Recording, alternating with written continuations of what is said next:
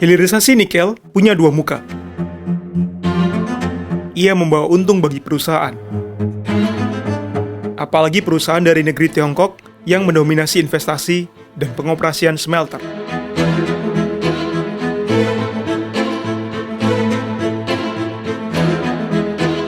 Di saat yang sama, kami merekam wajah lain yang ditampakkan olehnya. Bagi warga lokal, hilirisasi nikel membawa nestapa. Sakit yang tak terlihat mata, namun begitu nyata. Merongrong tubuh sehat yang jadi anugerah terbesar mereka, warga Teluk Weda.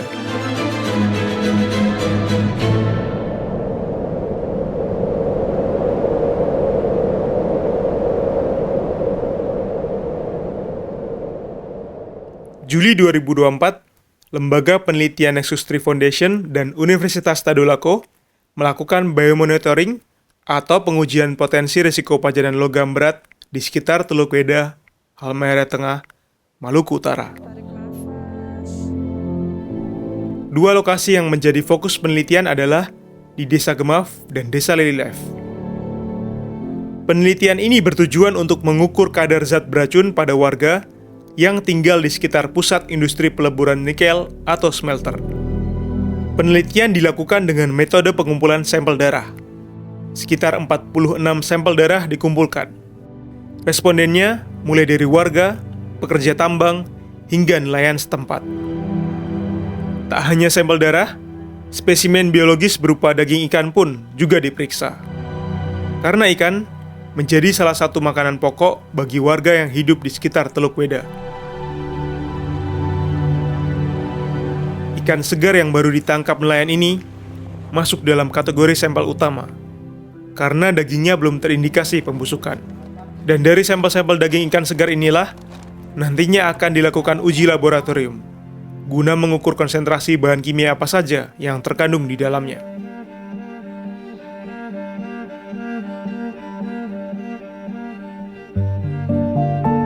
Setidaknya, dalam 7 tahun terakhir, area sekitar Teluk Weda telah menjelma menjadi salah satu pusat industri nikel di Indonesia.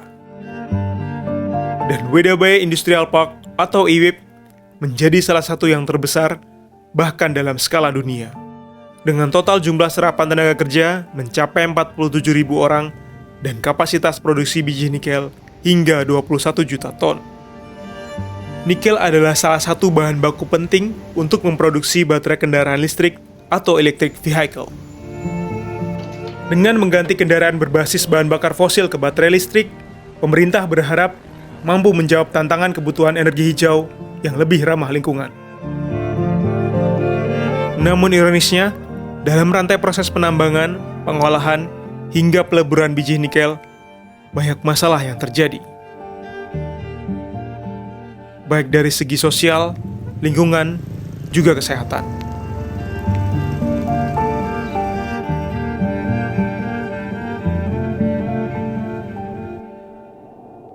Selain di Teluk Weda Halmahera Tengah, kami juga merekam pusat peleburan nikel di Morowali, Sulawesi Tengah, dan salah satu lokasi penambangan nikel di Konawe Utara, Provinsi Sulawesi Tenggara.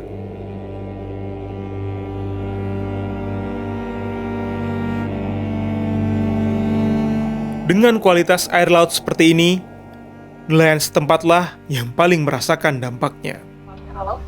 Setelah meraut, wah tambah parah. Keruh air. Setengah mati mau apa? Biar banyak juga ikan di rompong. Setengah mati mau didapat mau dikena banyak tuh. Karena mungkin pengaruh air lautnya juga sudah kabur. Lagi gatal-gatal, badan tuh gatal-gatal. Ada yang bisa saya lihat bentol-bentolnya. Oh iya, tadi. Itu bentol-bentol itu. Woi. Ini kenapa ini? Ini karena gatalnya air laut. Air laut. Iya. Sudah berapa lama? Sudah lebih seminggu.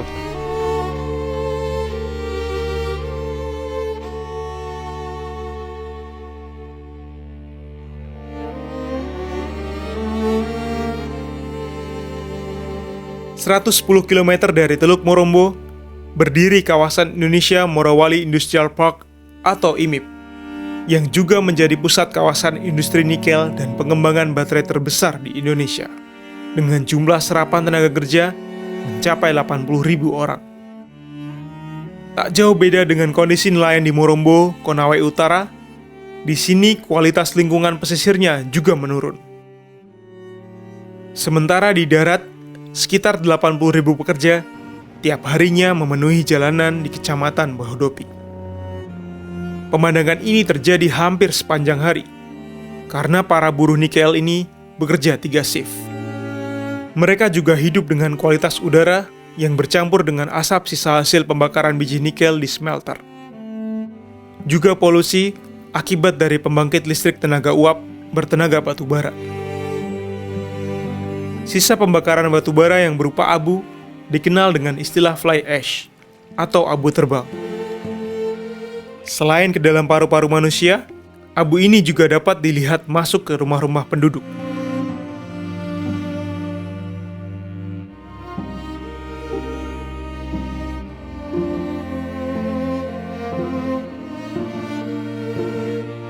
Ancaman kesehatan dan lingkungan juga terlihat dari tumpukan sampah yang tak terkelola dengan baik.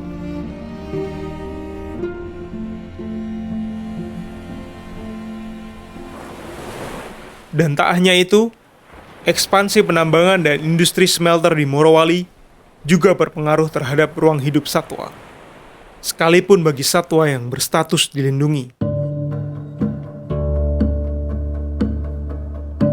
Ini adalah makaka tonkeana, salah satu primata endemik Sulawesi Tengah. Dan rimbunan pohon ini adalah rumah terakhir bagi mereka. Deforestasi dan masifnya pembukaan area tambang berpengaruh pada pasokan sumber makanan bagi para kawanan makaka ini. Mereka akhirnya mengais makanan dari sisa sampah pemukiman warga. Satwa-satwa liar yang hidupnya berdekatan dengan pemukiman warga juga berpotensi menularkan penyakit atau secara ilmiah dikenal dengan zoonosis. Ancaman zoonosis pun bisa semakin meningkat seiring perubahan lingkungan hidup dan pola interaksi satwa liar dengan manusia. Dan jika terjadi penularan dalam skala besar, akan berpotensi menjadi wabah.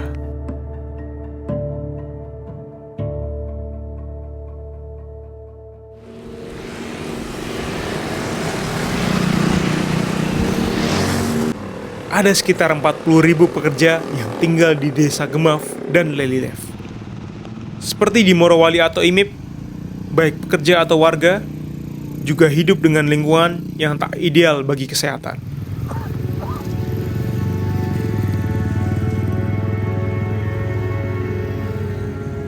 Kepada seorang petugas puskesmas Kobe yang lokasinya tak jauh dari Lelilef, kami bertanya perihal penyakit yang sering dikeluhkan oleh warga.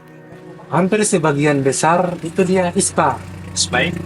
Orang bisa lihat. Terperlu orang bayangkan sudah, orang saksikan sudah kayak di Lelilef. Orang kan aksesnya kan ke sana lihat terus Lelilef ini. Abunya kan luar biasa, apalagi kalau panas, itu pasti.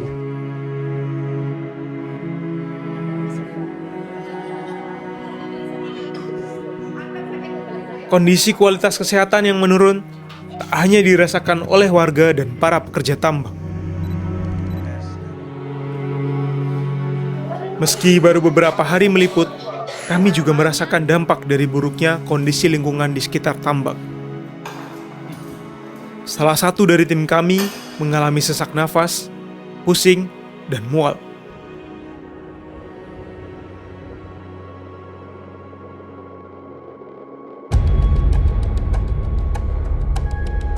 Tapi tampaknya, kesaksian dan rekaman kami selama di lapangan juga diperkuat dengan temuan hasil penelitian tim Nexus 3 bersama Universitas Tadulako pada Mei 2025. Lewat hasil uji laboratorium, mereka mencatat dari total 46 responden, sebanyak 47% atau 22 orang ditemukan kandungan merkuri dalam darah yang melebihi batas aman. Merkuri adalah logam berat yang jika terpapar dalam jangka waktu panjang dapat merusak saraf, sistem pencernaan, hingga gangguan organ manusia. Sementara dari 32% atau 15 orang responden juga ditemukan kandungan arsenik dalam darah yang melebihi batas aman. Akumulasi arsenik ini dapat meningkatkan risiko kanker, diabetes, penyakit jantung, gangguan hormon, dan kecerdasan anak. Ditemukan juga beragam jenis logam berat lain, di antaranya nikel, kadmium, timbal, dan talium pada beberapa responden. Meskipun rata-rata nilainya masih di bawah batas aman. Logam berat ini tuh dia sistemik toksikan gitu, jadi dia merusak organ-organ dalam tubuh kita gitu ya. Ada juga yang merkuri itu neurotoksik, jadi dia merusak saraf kita gitu ya. Itu kan perlu kita hitung gitu ya, gimana kualitas hidup kita mungkin 20 tahun, 30 tahun kemudian gitu.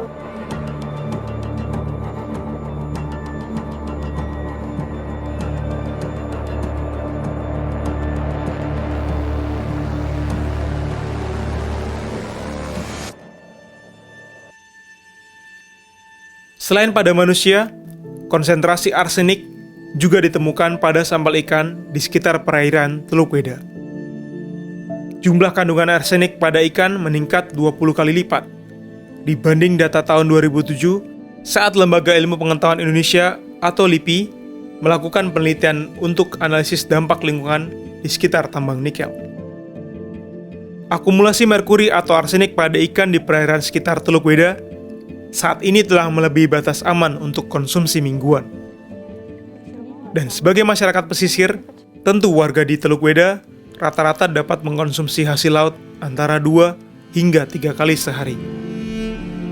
Ternyata tuh darah yang diambil dari warga dibandingkan pekerja industri, konsentrasi logam beratnya itu lebih tinggi daripada pekerjanya.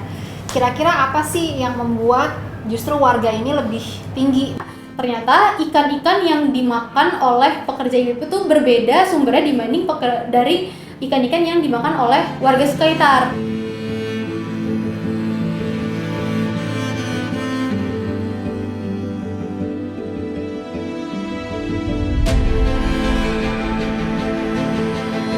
Menurut para peneliti, selain dari udara dan air, salah satu sumber pencemaran juga dari proses pembangunan infrastruktur kawasan IWIP. Bahkan untuk memperluas kawasan Bandara IWIP seluas 725.000 meter persegi, dilakukan reklamasi yang materialnya berasal dari limbah slag peleburan nikel, abu batu bara, dan limbah berbahaya lain. Dan menurut tim Nexus 3, ini berkontribusi menjadi sumber pencemaran di perairan Teluk Weda.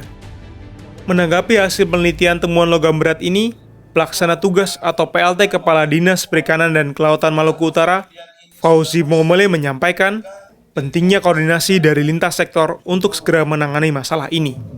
Nah, pertanyaan besar, kandungan merkuri yang terkandung di dalam ikan, ini akibat karena industri pertambangan nikel, ataukah ada kegiatan aktivitas lain? Jadi kita butuh pencermatan lebih jauh, dan kita butuh kajian yang lebih mendalam. Sebisa mungkin ini akan dikoordinasikan dengan pimpinan. Apakah akan ada pemberian sanksi terhadap korporasi terutama untuk penyelamatan ruang laut? Mungkin kita tidak sampai pada level itu karena kaitan dengan kewenangan. Sementara, juga saat peluncuran laporan di Jakarta, Mei 2025, Yun Ismawati sebagai peneliti senior Nexus 3 turut memberikan pendapatnya.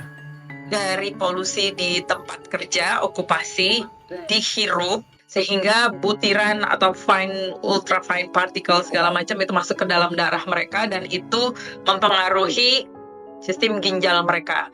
Jadi kalau Kemenkes ini mau mengembangkan sedikit aja gitu literasi pemahaman mereka tentang pajanan lingkungan dan pajanan okupasi dikaitkan dengan penyakit tidak menular, sebetulnya mereka nggak usah nunggu data dari KLHK segala macam gitu. Di puskesmas banyak banget data yang mereka bisa ambil, tinggal diterjemahkan bagaimana itu hubungannya dan kausalitasnya gitu ya.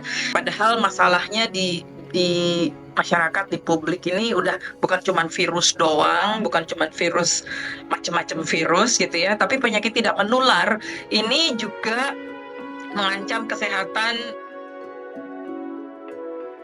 Sebagai tindak lanjut hasil temuan, tim peneliti dari Nexus 3 dan Universitas Tadulako merumuskan beberapa rekomendasi tindakan. Di antaranya, pemantauan rutin terhadap kualitas air dan hasil tangkapan laut di Teluk Weda, pemantauan kondisi kualitas udara secara real-time atau berkala, memperketat aturan ambang batas emisi logam berat untuk aktivitas pertambangan, hingga upaya penegakan hukum.